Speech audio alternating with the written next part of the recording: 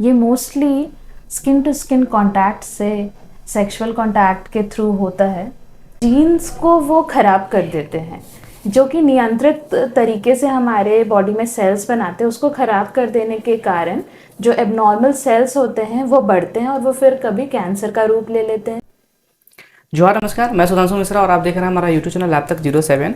आज हम लोग एक बहुत ही स्पेशल हमारे साथ गेस्ट जुड़ रही हैं मेडिका हॉस्पिटल रांची से। और आज हम लोग मैम से बात करने वाले हैं एचपीवी इन्फेक्शंस। एचपीवी इन्फेक्शंस अभी बहुत ही कॉमन इन्फेक्शंस हैं, खास करके महिलाओं में। और इसी पे चर्चा के लिए मैम आज हमारे साथ जुड़ रही हैं। तो चलिए हम लोग मैम से बात करते हैं। तो मैम, स्वागत है आपका हमारे चैनल पे। Thank you. मैम, सबसे पहले हमारे दोस्तों एक छोटा सा अपना इंट्रोडक्शन दे दीजिए। मैं डॉक्टर अमन शैंकी, कंसल्टेंट गायनी ऑब्स्टेट्रिशियन। अभी मैं मेडिका हॉस्पिटल में हूँ। मेरा टाइमिंग यहाँ 3 to 5 PM ओपीडी के लिए है। मैं एक शालिनी हॉस्पिटल में भी एसोसिएटेड हूँ। मैम, सबसे पहले आप जानेंगे एचपीवी इन्फेक्शंस क्या है और इसके लक्षण और मुख्य कारण क्या है। एचपीवी का फुल फॉर्म होता है ह्यूमन पैपिलोमा वायरस, जो कि सबसे कॉमन आज के टाइम पे सेक्सुअली ट्रांसमिटेड इन्फेक्शन है।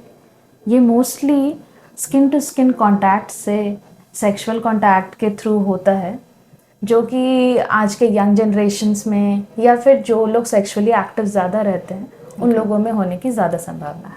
मैम, इसके लक्षण और कारण क्या है।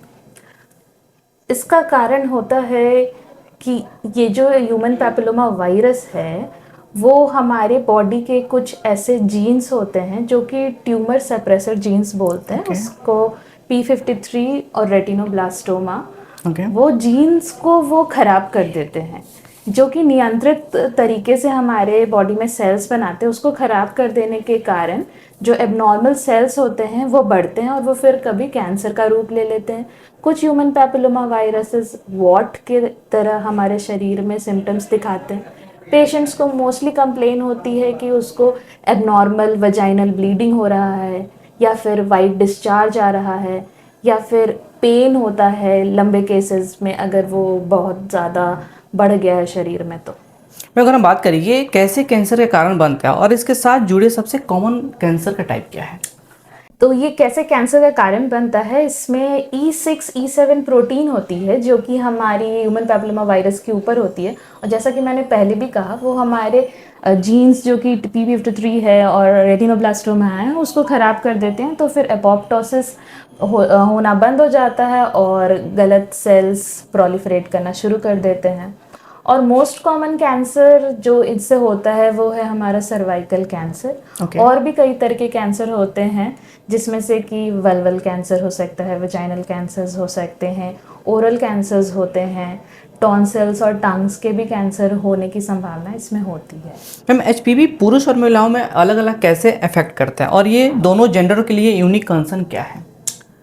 ये जो ह्यूमन पैपिलोमा वायरस है वो एक्चुअली एब्रेजन कराता है, या फिर छिलना जिसको हिंदी में बोलेंगे, वो एपिथेलियल सेल्स के अंदर फिर इन्वेड करते हैं और वहाँ से फिर वो अपना प्रोलिफरेशन शुरू करेंगे तो कैंसर का पार्ट बनेंगे। अब औरतों में अगर सेक्सुअल कांटेक्ट होता है तो वल्वा, वजाइना, सर्विक्स, ये सारे प्रोन ऑर्गन्स हैं। और अगर मेल्स में कांटेक्ट होता है जिसमें कि अब्रेजन्स होते हैं मेल्स में, तो उसमें पिनाइल कैंसर्स, स्क्रोटल कैंसर्स, ये सारे होने के लक्षण। मैम, अभी हम देखते हैं बहुत सारे लोगों को कन्फ्यूजन रहता है, क्या एचपीवी इन्फेक्शन ओरल सेक्स करने से भी होता है। हाँ, ज़रूर। ओरल सेक्स से भी एचपीवी इन्फेक्शन हो सकते हैं। अगर ओरल म्यूकोजा में कहीं भी एब्रेजन हो रहा है तो फिर उससे होएगा। उसमें होता है हमारा माउथ का पैपिलोमास हो सकता है, ओरोफेरेंजियल कैंसर, लैरेंजियल पैपिलोमाटोसिस, ये सारी प्रॉब्लम्स ओरल सेक्स से। क्या लाइफ स्टाइल को चेंज करके एचपीवी रोका जा सकता है और इसके इन्फेक्शंस के रिस्क कम करने के लिए सबसे इफेक्टिव वे क्या है। हाँ, ज़रूर।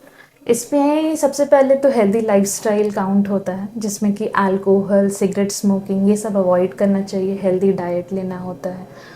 और सबसे इम्पोर्टेंट क्या है कि जब भी सेक्सुअल कांटेक्ट होता है तो फिर कॉन्डम्स यूज़ करना चाहिए, या फिर डेंटल डैम्स आते हैं जिससे कि एब्रेजन्स ये सारे नहीं होंगे, तो फिर वो अल्टीमेटली लीजन्स या फिर कैंसर, वॉट्स, ये सब नहीं होने के चांसेस होंगे। साथ में वैक्सीनेशन का बहुत ही इम्पोर्टेंट रोल है इसमें। यंग गर्ल्स को गार्डसिल और सर्वरिक्स के नाम से वैक्सीन आता है, जो कि बहुत ही प्रिवेंटिव मेजर्स है सर्वाइकल कैंसर के लिए। साथ में जैसे ही लेडीज़ का एज बढ़ता है, सेक्सुअल कांटेक्ट तो सभी को होना है लाइफ टाइम में, तो वो 30s के बाद फिर अपना पैप्स टेस्ट रेगुलरली कराएं, जिससे कि हम अर्ली आइडेंटिफाई कर पाएंगे इन्फेक्शन और उसके ट्रीटमेंट ऑप्शंस। फिर मैम अगर हम बात करें, आपने जैसे बोला वैक्सीन्स को लेके, अभी एचपीवी जो वैक्सीन्स दिया जा रहा है तो बहुत सारे लोग रहा था कि किस एज में और कितना डोज लेना चाहिए।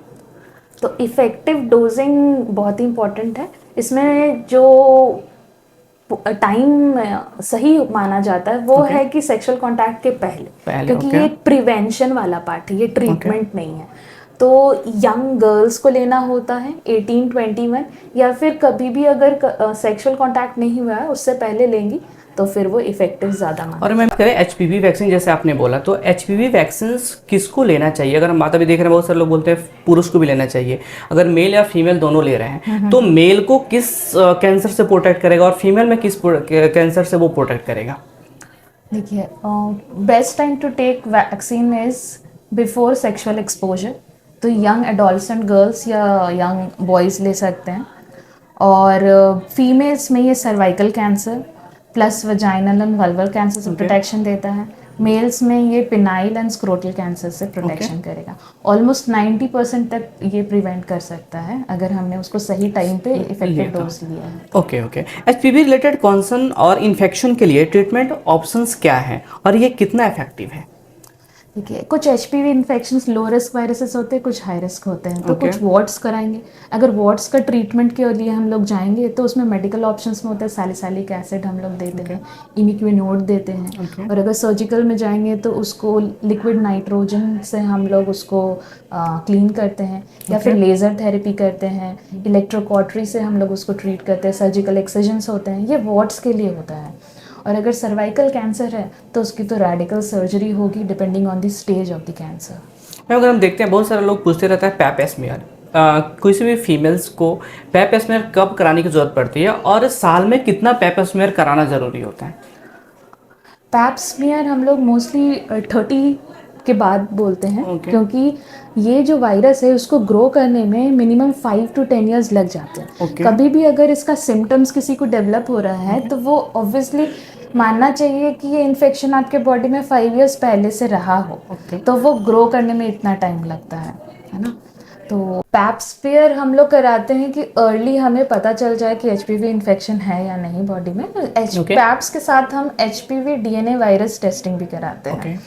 तो अगर एक बार 30 ईयर्स के बाद किसी लेडी ने कराया है अपना टेस्ट, तो उसमें या तो उसमें वायरस प्रेजेंट है या फिर नहीं है। अगर नहीं है तो शी कैन बी रिलैक्स्ड और फिर वो 3 साल में फिर से रिपीट करा ले।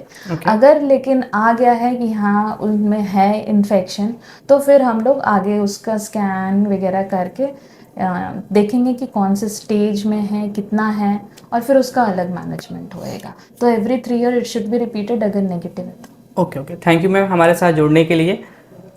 और आप लोगों को भी इस तरह कोई भी इन्फेक्शंस लग रहा है तो आप आके मैम से, मेडिका हॉस्पिटल जो बूटी मोड़ में है, यहाँ पे आके मैम से आप लोग मिल सकते हैं। धन्यवाद।